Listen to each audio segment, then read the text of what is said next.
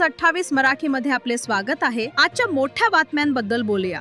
Jalgaon MIDC पोलिसांची मोठी कारवाई 28.62 लाखांचा प्रतिबंधित गुटखा व वाहन जप्त।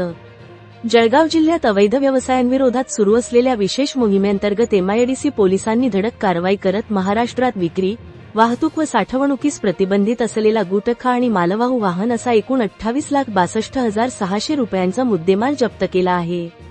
पोलीस अधीक्षक श्रीकांत धिवरे यांच्या मार्गदर्शनाखाली जिल्ह्यात अवैध धंद्यांविरोधात कठोर कारवाई सुरू आहे। त्याच अनुषंगाने एमआयडीसी पोलीस स्टेशनचे पोलीस निरीक्षक बबन आढाव यांना जून 19 रोजी गोपनीय माहिती मिळाली होती की जळगाव शहरातून प्रतिबंधित गुटख्याची वाहतूक होणार आहे। माहितीच्या आधारे विशेष पथकाने अजिंठा चौक ते इच्छादेवी चौक दरम्यान असलेल्या व्हिडिओ पेट्रोल पंप परिसरात सापळा रचून संशयित वाहनाची तपासणी केली।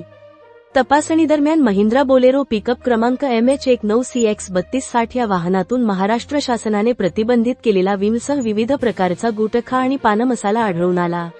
जप्त मुद्देमाल प्रतिबंधित गुटखा व पानमसाला 21,62,600, महिंद्रा बोलेरो पिकअप वाहन 7 लाख, एकूण जप्ती 28,62,600। या प्रकरणी एमआयडीसी पोलीस स्टेशन येथे गुन्हा रजिस्टर क्रमांक 157/2026 दाखल करण्यात आला आहे।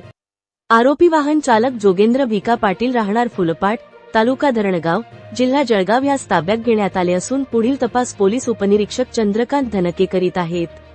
सदर कारवाई पोलीस अधीक्षक श्रीकांत धिवरे, अपर पोलीस अधीक्षक संदीप गावित, उपविभागीय पोलीस अधिकारी नितीन गणपुळे यांच्या मार्गदर्शनाखाली पोलीस निरीक्षक बबन आढाव यांच्या नेतृत्वाखालील पथकाने यशस्वीरित्या पार पाडली।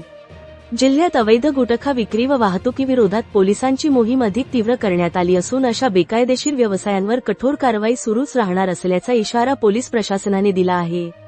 जळगाव जिल्हा ब्युरो चीफ राहुल नगरकर याचा अहवाल।